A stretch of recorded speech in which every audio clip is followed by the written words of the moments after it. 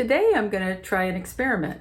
I'm going to use a big brush, a number 8 rosemary filbert, and that's all I'm going to use. And I'm going to use a small panel, 9 by 12. And I'm going to paint a vase with some flowers. So let's see if I can stick to it. Will I cave in? Will I use a tiny brush? Let's see what happens. I have the mason jar and flowers placed on my canvas.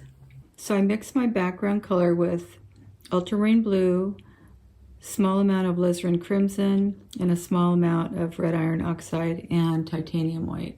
So here's the background.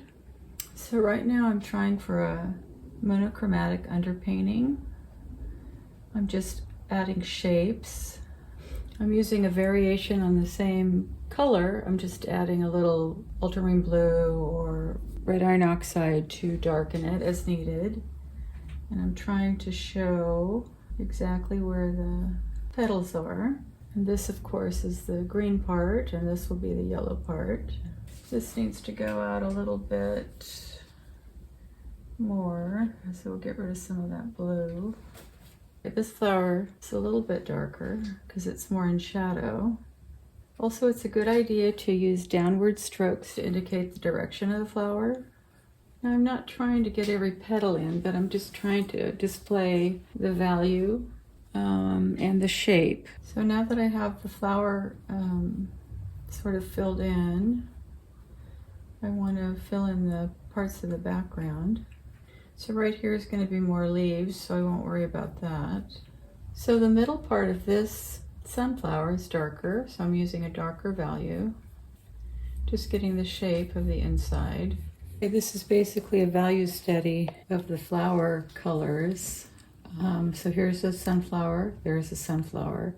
There's one peeking out behind, and then there's one down here. I finished my monochromatic painting. Forgot to show it, but now I'm adding the color. I'm using a combination of cad yellow medium, cad lemon, the transparent red oxide, and a little dab of orange. I've also used a little cad red medium. And this is a combination of cadmium orange, because I want to brighten up this inside. Even though it's in shadow, I want it to be vibrant. Just doing a kind of little dabbing because that's really what the picture appears like. Now I'm laying the paint on a little bit thick, which usually I do regret because it doesn't dry very fast. But I really love the thickness. I love the texture. And now we're getting back to the ones in shadow again, so I'll put these a little bit more muted. Okay, so we have the mock-up here of this flower, and then we're going to put the shaded areas here. And this is cad lemon with some titanium white. Lemon yellow with white in it is what makes it look like it's got light on it. So we need more of that. I got the table in here and I want to show the shadow. There's a window over here to the left. Still using my number 8 brush, so far successfully. So what you'll notice is I painted over the gray with this red color to indicate the table, but it's because it's got lots of white in it, it's dulled it. And actually I started out thinking I was going to just have a completely solid background, but then I thought it's going to look better if I have kind of a shadow on the table from the vase. And also, if we get a little bit of the table color in here, it looks more realistic. It seems pretty unbalanced. I feel like this needs to be a little further out using the pure cad lemon. I think that looks a little bit better. I don't like this color on this table. Not really sure what to do. Figure this out, I guess.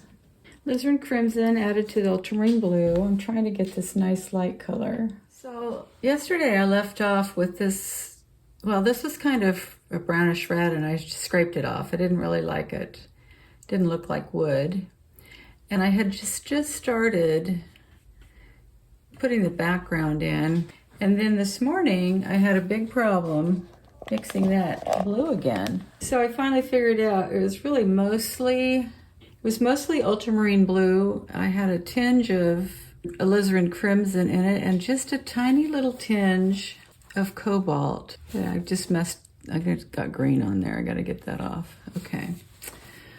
Okay, so I figured I better get this background in.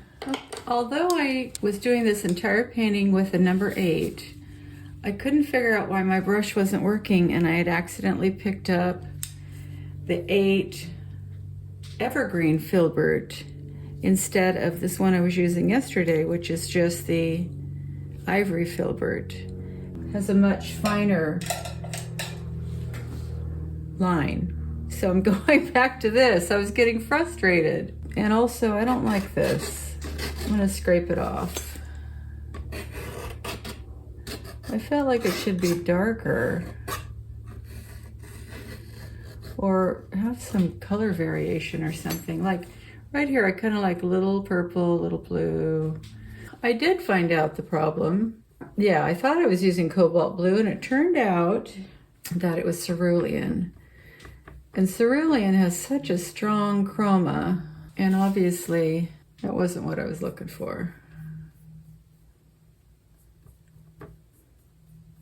Okay, we're back in business. Here's my 8 filbert, and I'm putting a little highlight on the leaf. Okay, now all I have to do is paint the table. So I had an idea. I've seen some pictures lately where the bowls or whatever, or the objects in the painting have been outlined in a color. So I thought I would try this phthalo blue, ultramarine blue as an outline. I don't know if that's really going to work, but let's see.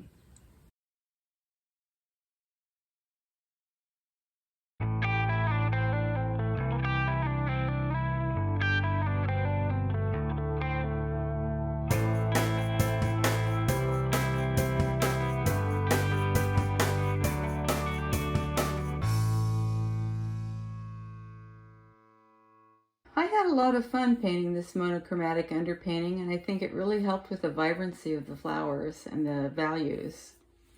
So give it a try. Happy painting!